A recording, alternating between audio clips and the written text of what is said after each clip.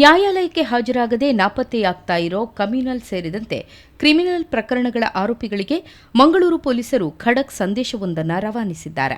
ಇಂತಹ ಆರೋಪಿಗಳಿಗೆ ಜಾಮೀನು ಕೊಡಿಸಿದವರ ಮೇಲೆ ದಂಡ, ಆಸ್ತಿ ಮುಟ್ಟುಗೋಲು ಸೇರಿದಂತೆ ಕಠಿಣ ಕಾನೂನು ಕ್ರಮವನ್ನು ಆರಂಭಿಸಿದ್ದಾರೆ.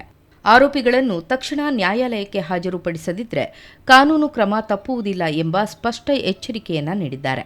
ಹೌದು, ಕೊಲೆ, ಕೋಮು ಹತ್ಯೆ, ಗಲಭೆ, ದರೋಡೆ, ಸುಲಿಗೆ, ಅತ್ಯಾಚಾರ, ಸಾಮೂಹಿಕ ಅತ್ಯಾಚಾರದಂತಹ ಗಂಭೀರ ಪ್ರಕರಣಗಳಲ್ಲಿ ಭಾಗಿಯಾಗಿ ನ್ಯಾಯಾಲಯಕ್ಕೆ ಹಾಜರಾಗದೆ ತಲೆಮರೆಸಿಕೊಂಡಿರುವ ರೌಡಿ ಶೀಟರ್ಗಳ ಪತ್ತೆಗೆ ಮಂಗಳೂರು ಕಮಿಷನರೇಟ್ ವ್ಯಾಪ್ತಿಯ ಪೊಲೀಸ್ ಠಾಣೆಗಳಲ್ಲಿ ವಿಶೇಷ ಕಾರ್ಯಾಚರಣೆ ನಡೆಸಲಾಗುತ್ತಿದೆ. ಗಂಭೀರ ಪ್ರಕರಣದಲ್ಲಿನ ಆರೋಪಿಗಳು ಪತ್ತೆಯಾಗದಿದ್ದಲ್ಲಿ ಅವರಿಗೆ ಜಾಮೀನು ನೀಡಿದವರ ಮೇಲೆ ಕ್ರಮ ಕೈಗೊಳ್ಳಲು ಸೂಚನೆ ನೀಡಲಾಗಿದೆ. ಸದ್ಯ 1998ರಿಂದ 2023ರವರೆಗಿನ 48 ಪ್ರಕರಣಗಳಲ್ಲಿ 38 ಮಂದಿ ರೌಡಿ ಶೀಟರ್ಗಳನ್ನು ಗುರುತಿಸಲಾಗಿದೆ. ಇದರಲ್ಲಿ ಸುಮಾರು 15 ಮಂದಿ ರೌಡಿಗಳನ್ನು ಬಂಧಿಸಿ ನ್ಯಾಯಾಲಯಕ್ಕೆ ಹಾಜರುಪಡಿಸಿ ವಿಚಾರಣೆ ಆರಂಭಿಸಲಾಗಿದೆ. ಬಾಕಿ ಇರುವ ಆರೋಪಿಗಳ ಆಸ್ತಿಯನ್ನು ಮುಟ್ಟುಗೋಲು ಹಾಕಲು ಕ್ರಮ ಕೈಗೊಳ್ಳಲಾಗಿದೆ. ಈಗಾಗಲೇ ಓರ್ವ ಆರೋಪಿಯ ಮನೆಯನ್ನು ನ್ಯಾಯಾಲಯದಿಂದ ಹರಾಜು ಮಾಡಲಾಗಿದೆ. ಈ ಆರೋಪಿಗಳಿಗೆ ಜಾಮೀನು ನೀಡಿದವರ ಮೇಲೂ ಕ್ರಮ ಕೈಗೊಳ್ಳಲು ನ್ಯಾಯಾಲಯಕ್ಕೆ ಮನವಿ ಮಾಡಲಾಗಿದೆ. ಗಂಭೀರ ಪ್ರಕರಣಗಳಲ್ಲಿ ಆರೋಪಿಗಳಿಗೆ ಜಾಮೀನು ನೀಡುವವರು ಎಚ್ಚರಿಕೆ ವಹಿಸಬೇಕು.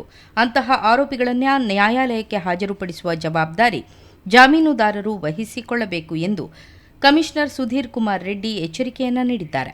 11 ಜನಕ್ಕೆ 10,000ದಿಂದ 1 ಲಕ್ಷವರೆಗೆ ಫೈನ್ ಆಗಿದೆ. ಶ್ಯೂರಿಟಿ ಯಾರು ಕೊಟ್ಟಿದ್ದಾರೆ ಅವರೆಲ್ಲರೂ ಫೈನ್ ಕಟ್ಟಿದ್ದಾರೆ. ಅದು ಬಿಟ್ಟು 17 ಜನ ಸೀರಿಯಸ್ ಕೇಸಸ್ಸಲ್ಲಿದ್ದಂಥ ಆರೋಪಿತರಿಗೆ ಶ್ಯೂರಿಟಿ ಕೊಟ್ಟಂಥವರು. ಈ 17 ಜನರದ್ದು ಕೂಡ ಪ್ರಾಪರ್ಟಿ ಎಲ್ಲ ಅಟ್ಯಾಚ್ ಆಗಿ ಎಲ್ಲರದು RTCಯಲ್ಲಿ ಕೂಡ ಈ ಪ್ರಾಪರ್ಟಿ ಅಟ್ಯಾಚ್ ಆಗಿದೆ ಅಂತ ಹೇಳಿ ಎಂಟರ್ ಆಗಿದೆ. ಈ ಪ್ರಾಪರ್ಟಿ ಅವರು ಯಾರೂ ಕೂಡ ಇನ್ಮೇಲೆ ಎಲ್ಲೂ ಡಿಸ್ಪೋಸ್ ಮಾಡೋಕ್ಕಾಗಲ್ಲ. ನೆಕ್ಸ್ಟ್ ಹಿಯರಿಂಗ್ ಮಾಡಿ ಅದು ಫೋರ್ಫಿಟ್ ಕೂಡ ಆಗ್ತದೆ.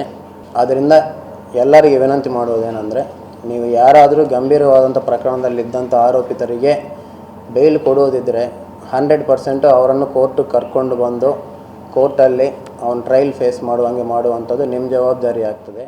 ಈ ನಡುವೆ ಆರೋಪಿಗಳಿಗೆ ಜಾಮೀನು ಸಿಗುವಂತೆ ಮಾಡಲು ನಕಲಿ ದಾಖಲೆಗಳನ್ನು ಸಲ್ಲಿಸುವವರ ಮೇಲೂ ಪ್ರತ್ಯೇಕ FIR ದಾಖಲಿಸಲಾಗಿದೆ. ಒಟ್ಟಿನಲ್ಲಿ ಇನ್ಮುಂದೆ ಕ್ರಿಮಿನಲ್ಗಳಿಗೆ ಜಾಮೀನು ನೀಡುವ ಮುನ್ನ ಒಂದು ಕ್ಷಣ ಯೋಚಿಸಬೇಕಾಗಿದೆ. ಜಾಮೀನು ನೀಡಿದರೆ ಆರೋಪಿಯನ್ನು ಕೋರ್ಟ್ಗೆ ಹಾಜರುಪಡಿಸುವ ಜವಾಬ್ದಾರಿಯು ಜಾಮೀನುದಾರನ ಮೇಲೆ ಇದೆ ಎಂಬುದನ್ನು ಮರೆಯಬಾರದಾಗಿದೆ.